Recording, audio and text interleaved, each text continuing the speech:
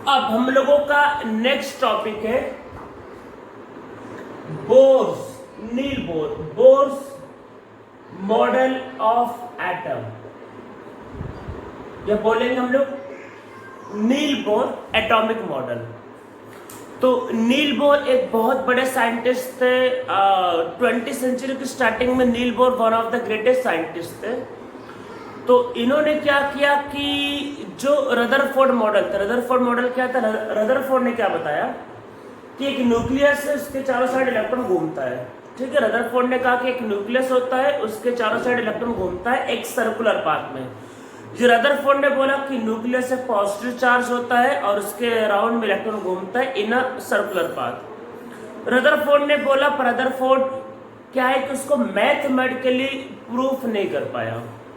तो बोर ने क्या किया, जो चीज रदरफोर्ड ने कहा उसको मैथमेटिकली प्रूफ किया। मीन्स रदरफोर्ड ने ये कहा कि इलेक्ट्रॉन घूमता है, तो काफी लोगों ने कहा ऐसा नहीं होगा, अगर ऐसा होगा तो इलेक्ट्रॉन क्या होगा, अपनी एनर्जी का लॉस करेगा, धीरे धीरे न्यूक्लियस पे गिर जाएगा। जो आप लोगों ने पढ़ा होगा वही ड्रॉबैक ऑफ रदरफोर्ड की वो एक्सप्लेन नहीं कर पाया कि इलेक्ट्रॉन क्यों घूमता रहेगा, और सबने कहा कि वो एनर्जी का लॉस करेगा और वो धीरे धीरे गिर जाएगा। तो उस बात को जो रदरफोर्ड ने बोला कि न्यूक्लियस के चारों साइड इलेक्ट्रॉन घूमता है, इसको बोर ने क्या है मैथमेटिकली प्रूव किया। तो अब देखो, अगर इस चैप्टर में मींस एटॉमिक स्ट्रक्चर में अगर आपको बोले था कि दो सबसे इंपॉर्टेंट टॉपिक बताओ जिससे एग्जाम में क्वेश्चन आता है, इवन इस साल भी जेईई मेन में आया, लास्ट ईयर भी एडवांस में आया था, तो दो टॉपिक में एक टॉपिक तो होता है लास्ट में जो पढ़ाया जाता है quantum number and modern theory, और जो सेकेंड टॉपिक है वो है बोर्स मॉडल। तो ये दो टॉपिक में क्वांटम नंबर या जिसको बोलते हैं मॉडर्न थ्योरी, और दूसरा जो है बोर्स मॉडल ऑफ एटम, ये दो सबसे इंपॉर्टेंट टॉपिक है किसी भी एग्जाम के पॉइंट ऑफ व्यू। कोई भी एग्जाम, चाहे आप उसके लिए नीट बोल दो, जेईई मेन बोल दो, जेईई एडवांस बोल दो, कोई भी एग्जाम, या इवन सीईटी, तो सारे एग्जाम के पॉइंट ऑफ व्यू से ये एक बहुत इंपॉर्टेंट टॉपिक है bourse model of atom.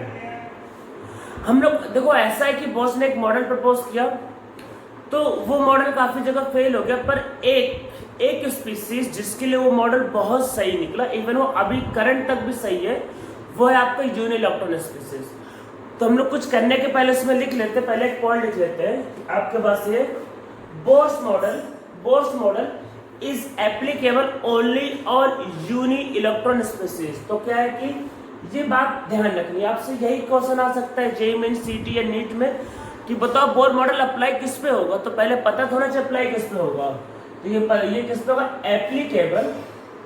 Applicable only on uni का मतलब होता है एक, यूनि इलेक्ट्रॉन स्पीसीज।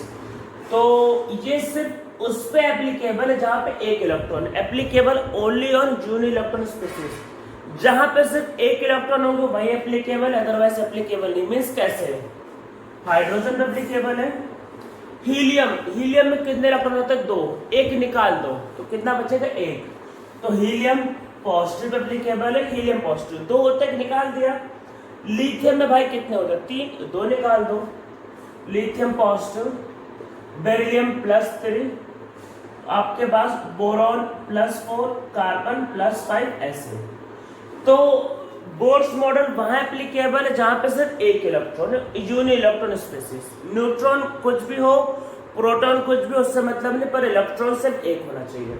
तो Bohr's model is applicable only on uni electron species, ठीक है, सिर्फ उस पर एप्लीकेबल है। तो हम लोग बोर्स मॉडल को देखते हैं किसने क्या किया, तो हम लोग समझते हैं। तो कोई भी एक स्पीसीज ले लेते हैं, देखो होता क्या, जैसे कोई भी ले लो, तो उसमें एक न्यूक्लियस होगा और आपके पास क्या होगा, एक इलेक्ट्रॉन, ठीक है। न्यूक्लियस, देखो न्यूक्लियस पे जो चार्ज है, देखो इलेक्ट्रॉन तो पहले से फिक्स, यूनि इलेक्ट्रॉन एक इलेक्ट्रॉन, पर न्यूक्लियस में चार्ज फिक्स नहीं है। हाइड्रोजन के लिए एक प्रोटॉन होगा न्यूक्लियस में, हीलियम के केस में दो प्रोटॉन होंगे, लिथियम के केस में 3 प्रोटॉन होंगे, तो प्रोटॉन का नंबर बदलता जाएगा, तो उसको लिख लेते हैं Z/P। अरे जेड का मतलब यहाँ पे एटॉमिक नंबर, जेड का मतलब है एटॉमिक नंबर, लिख सकते हो आप लोग। तो एटॉमिक नंबर तो बदलता रहेगा कि लिथियम में 3 प्रोटॉन होंगे, बेरिलियम में 4 प्रोटॉन, वो बदलता रहेगा, पर इलेक्ट्रॉन का नंबर तो फिक्स है, ठीक है। तो बोर ने देखो क्या बोला कि इलेक्ट्रॉन मतलब न्यूक्लियस होता है, उसके चारों साइड इलेक्ट्रॉन घूमते हैं, इलेक्ट्रॉन एक सर्कुलर पाथ में घूमते हैं, उसको उसने बोला नाम दिया ऑर्बिट। ऑर्बिट जो वर्ड है ये बोर का ही दिया हुआ है, तो उसने क्या बोला electron revolve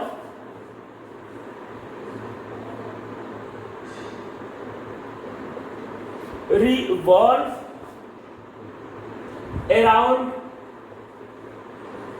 nucleus in circular path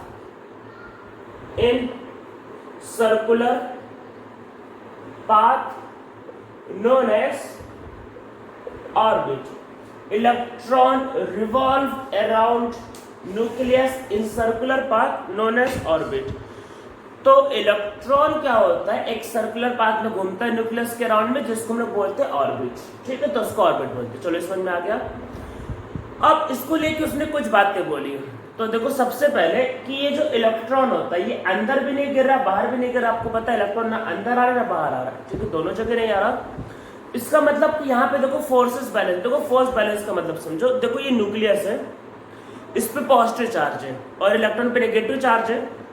अगर दोनों में अट्रैक्शन होगा, मान लो अट्रैक्शन है, तो ये इधर गिर जाएगा, और अगर दोनों में रिपल्सन होगा तो दूर चला जाएगा। अगर हम लोग कह रहे हैं कि इलेक्ट्रॉन क्या है कि इसी में घूम रहा है, जब फोर्सेस बैलेंस होंगे। फोर्स बैलेंस होने का मतलब देखो क्या है कि यहाँ पॉजिटिव चार्ज है और यहाँ पे इलेक्ट्रॉन में नेगेटिव चार्ज। मैंने पिछले लेक्चर में पढ़ाया था कि आपके पास दो चार्ज के बीच में होता है, वही फोर्स का मैंने फॉर्मूला पढ़ाया था। तो यहाँ पे जो फोर्स लगेगा जिसको हम लोग बोलते हैं क्या, इलेक्ट्रोस्टैटिक फोर्स।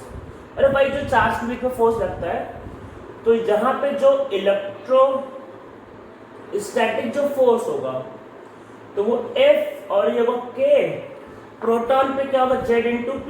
अरे भाई एटॉमिक नंबर डिपेंड करेगा, प्रोटॉन न्यूक्लियस का चार्ज और इलेक्ट्रॉन को E। इलेक्ट्रॉन को हम लोग E ले लेंगे, बस हो गया E अपॉन का R²।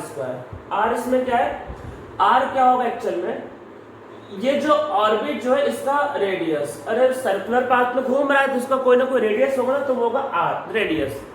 तो फोर्स का होगा K Z/P E/R²। ठीक है, फोर्स का फॉर्मूला होगा। अब देखो होता क्या है, न्यूक्लियस यहाँ पे लग रहा है फोर्स ऑफ अट्रैक्शन। अब सब लोगों ने दो फोर्स सुने होंगे सर्कुलर मोशन में, वन इज सेंट्रीपिटल फोर्स और दूसरा था centrifugal force. Centripetal and centrifugal force सबको पता होगा। जो सेंटर की तरफ लगता है वो होता है सेंट्रीपिटल, और जो सेंटर से जो दूर होता है वो होता है सेंट्रीफ्यूगल। देखो सेंटर की तरफ तो जो फोर्स लग रहा है वो इलेक्ट्रोस्टैटिक फोर्स है, वो पता है। अरे पॉजिटिव नेगेटिव चार्ज ये है, तो इसमें बाहर की तरफ एक फोर्स लगेगा, बाहर की तरफ जो कौन सा फोर्स कहलाएगा, जो कहलाएगा सेंट्रीफ्यूगल फोर्स। तो यहाँ बाहर की तरफ एक फोर्स लगेगा जो क्या कहलाएगा, सेंट्रीफ्यूगल फोर्स।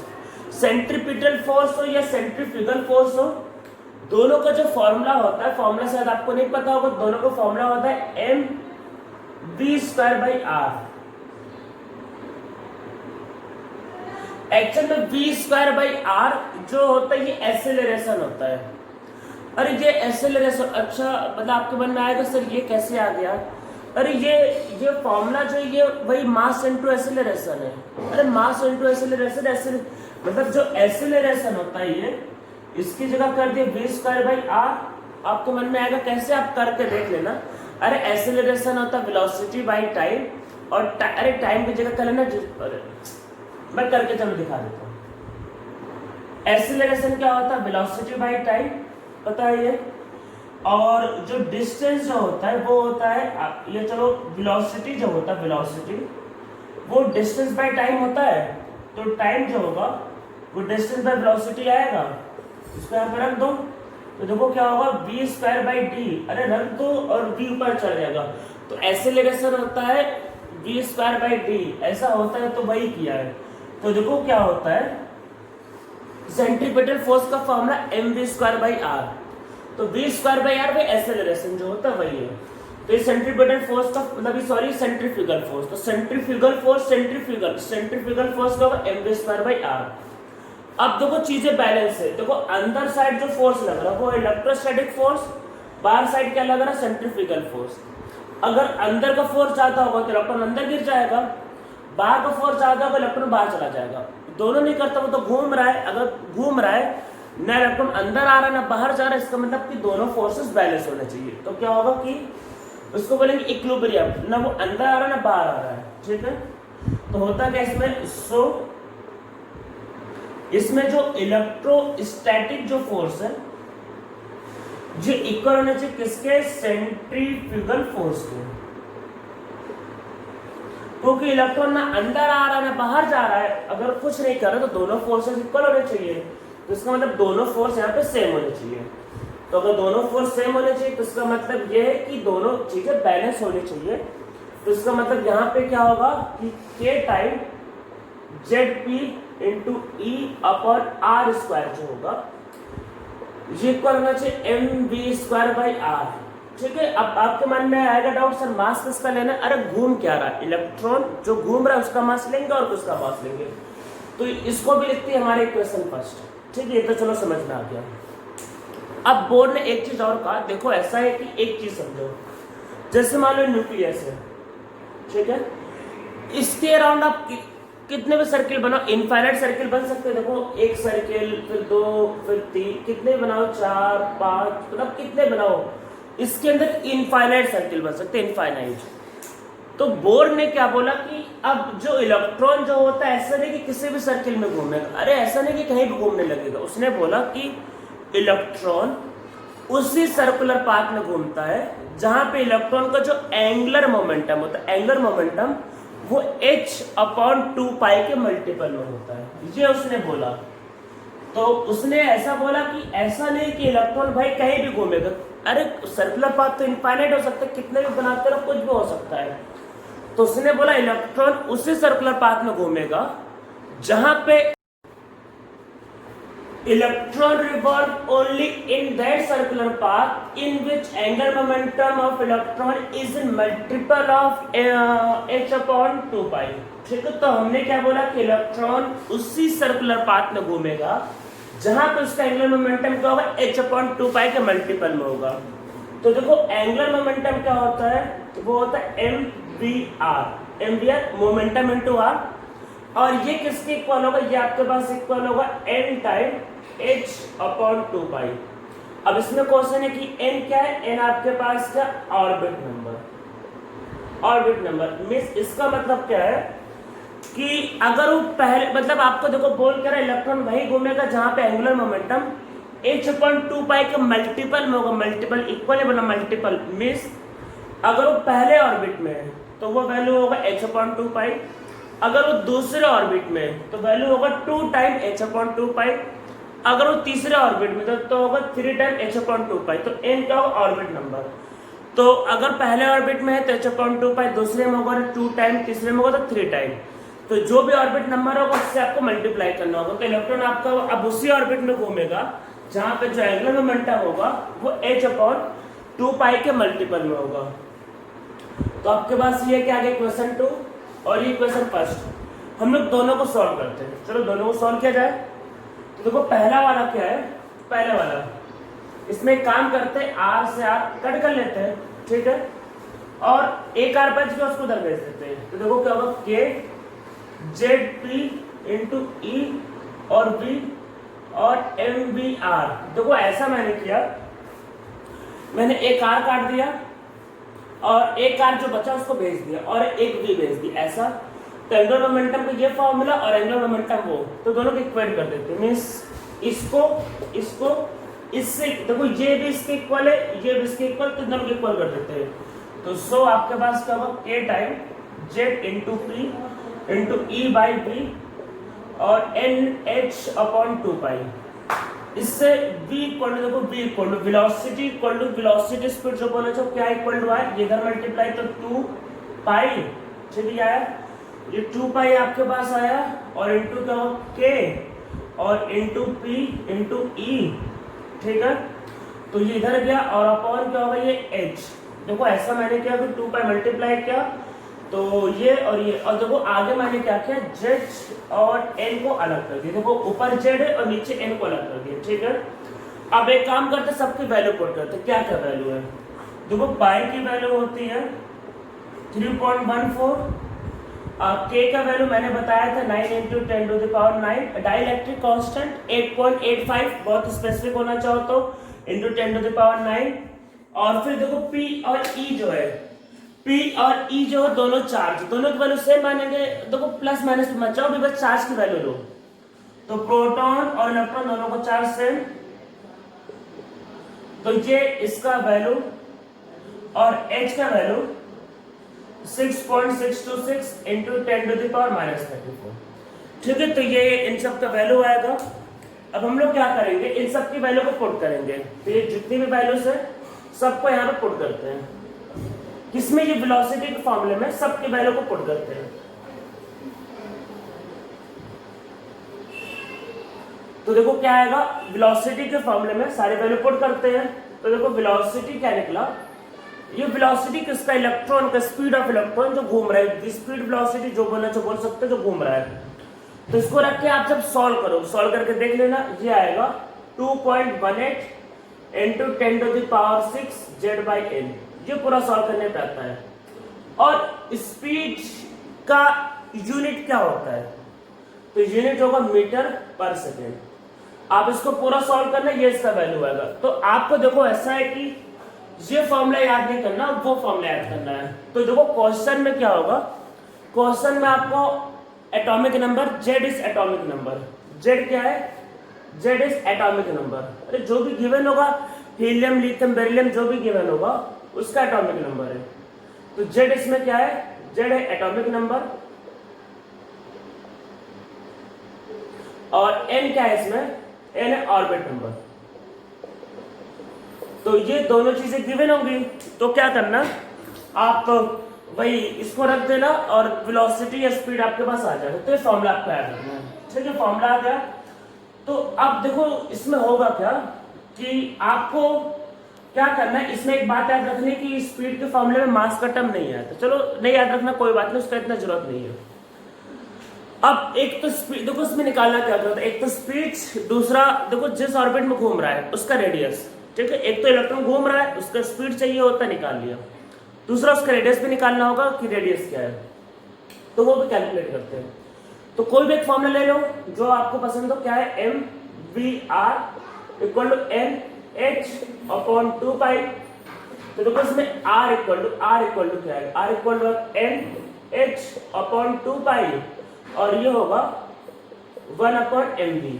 ठीक है, वेलोसिटी की वैल्यू यहाँ पुट कर दो, तो क्या होगा, nh/2πm। v की वैल्यू पुट कर देते तो क्या होगा, देखो n ऊपर चला जाएगा, तो n/2.18 इंटू 10⁻6 और इंटू z। ठीक है, ये तो इसको हम लोग थोड़ा सा रीअरेंज करते तो क्या होगा, h/2πm 2.18 इंटू 10⁻6, 2.18 इंटू 10⁻6 ये आया, और आगे क्या है, n²/z। मैंने इसको अलग कर लिया। ठीक है, इसको अलग कर लिया। हम लोग फिर से वैल्यू पुट करते, क्या क्या, देखो h का वैल्यू है 6.626 इंटू 10⁻34, h का वैल्यू। और घूम क्या रहा है, किसका मास लेना है, इलेक्ट्रॉन का। क्या घूम रहा है, इलेक्ट्रॉन, तो उसका मास ऐसा यूनिट में लेना है 9.1 10⁻31 kg। सब कुछ रख कर सॉल्व करेंगे तो r का वैल्यू आता है 0.53 या 529 एग्जैक्टली बोला जाए तो 529 इंटू 10⁻10 n²/z। तो ये फॉर्मूला होता है, ये फॉर्मूला होगा मीटर में। तो अगर आप मीटर में कैलकुलेट करना चाहो तो ये फॉर्मूला होता है। और आप लोगों को मैंने आज कुछ कन्वर्जन बता रखे हैं, अगर आप कन्वर्जन से करना चाहो तो r इक्वल टू क्या होता है 0.529 n²/z, और ये मीटर की जगह आ जाएगा एंगस्ट्रॉम, तो वो बताया था एंगस्ट्रॉम। तो अगर आप करना चाहो तो ये भी फॉर्मूला होता है। तो आप लोगों को ये वेलोसिटी का फॉर्मूला या स्पीड ऑफ इलेक्ट्रॉन का फॉर्मूला और ये रेडियस का फॉर्मूला याद रखना है। मींस ये फॉर्मूला याद रखना है, ये इंपॉर्टेंट है, इस पे बहुत ज्यादा क्वेश्चंस आ रखा है। ऐसा इंडिया में कोई इंजीनियरिंग का एग्जाम नहीं है जिसपे मतलब जिसमें इस टॉपिक से क्वेश्चन ना आया हो। तो ये फॉर्मूला याद रखना, चाहे वो नीट का हो और कोई मेडिकल का भी ऐसा एग्जाम नहीं जिसमें इस टॉपिक से क्वेश्चन ना आया हो। तो आप लोगों को नीट के लिए, सीटी के लिए, जेईई मेन के लिए, सबके लिए फॉर्मूला याद रखना है। ठीक है, दोनों फॉर्मूला हम लोग उस पर एक दो न्यूमेरिकल कर लेते हैं। जैसे find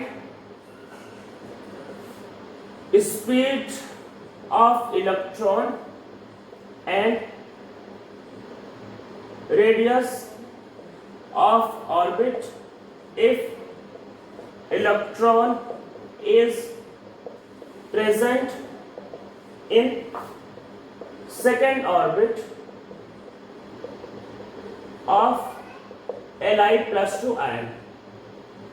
If electron is present in second orbit of Li plus 2 ion, Li plus 2 ion के सेकेंड ऑर्बिट में प्रेजेंट है, तो निकालना है। तो देखो कुछ नहीं, V का फॉर्मूला और V में याद रखना Z बाई एन। तो Z का वैल्यू, लिथियम का Z का वैल्यू 3 और सेकेंड ऑर्बिट N का वैल्यू 2। बस ये आंसर है मीटर पर सेकेंड। और R का वैल्यू, अरे बगल में फॉर्मूला लिखा है तो 0.529 कर लो, अप्रोक्सीमेट करना चाहिए तो 5.3 भी कर सकते हैं। N स्क्वायर बाई Z तो 2 का स्क्वायर बाई 3, ये किसमें है? एंगस्ट्रॉम में। ठीक है, एंगस्ट्रॉम में। तो ये आ गया, ये हमारे पास ये इस क्वेश्चन का आंसर है। ठीक है, समझ में आ गया होगा। अब हम लोग इस पे एक दो थोड़े से अच्छे क्वेश्चन कर लेते हैं पहले, आगे कुछ और करने के पहले इस टॉपिक में।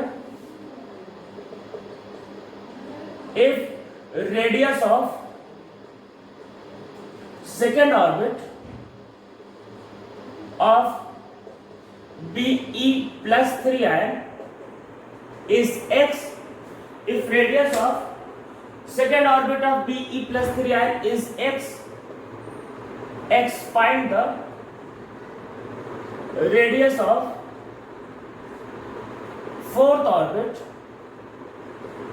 of Li plus 2 ion in the terms of x। Question को पहले पढ़ लो, क्या है? If radius of second orbit of Be plus 3 ion is x, तो Be plus 3 ion के सेकेंड ऑर्बिट का रेडियस गिवन है x है। Find the radius of fourth orbit, किसका निकालना है? Find the radius of fourth orbit का of Li plus 2 ion in the term of x। Li plus 2 ion का निकालना है इन द टर्म ऑफ x। ठीक है, देखो इसको करने के बहुत से तरीके होते हैं, आप बहुत दिमाग में लगा सकते हो। मैं आपको जो बताने जा रहा हूँ वो सबसे सिंपल और बेस्ट तरीका है। आप बाकी कुछ और करना चाहो दिमाग लगाओ, मैं आपको बहुत सिंपल तरीके से इसको सॉल्व करने जा रहा हूँ। देखो रेडियस का फॉर्मूला क्या है? 0.529 n स्क्वायर बाई z। देखो फटाफट सॉल्व हो जाए। कैसे? बेरिलियम के लिए क्या दिया? रेडियस x, रेडियस x दिया है, क्या होगा? 0.529। बेरिलियम के लिए कौन सा ऑर्बिट? सेकेंड ऑर्बिट, तो n का वैल्यू 2, तो 2 का स्क्वायर, और बेरिलियम का एटॉमिक नंबर होता है 4, n स्क्वायर बाई z। ठीक है, और लिथियम के लिए पूछा है, इसका रेडियस पूछा है। ठीक है, 0.529 रेडियस पूछा है, पर किसके? x के टर्म में। x के टर्म में आंसर बताना, ध्यान रखना, x के टर्म में आंसर आना चाहिए। तो 0.529, तो लिथियम का फोर्थ ऑर्बिट का बताना है, तो फोर्थ ऑर्बिट में 4 का स्क्वायर, और लिथियम का एटॉमिक नंबर 3। अरे सबको पता होगा आप लोगों को। चुपचाप इसको डिवाइड कर लो, सबसे सिंपल तरीका, डिवाइड कर लो। ये कट गया है, ये तो ऑलरेडी कट चुका था। x by r equal to, ये जाएगा 3/16। ठीक है, तो r इक्वल टू क्या है? 16x/3। बहुत सिंपल सा कैलकुलेशन। तो अगर आपको ऐसे किसी भी क्वेश्चन को करना है तो इसी तरीके से सॉल्व करना है।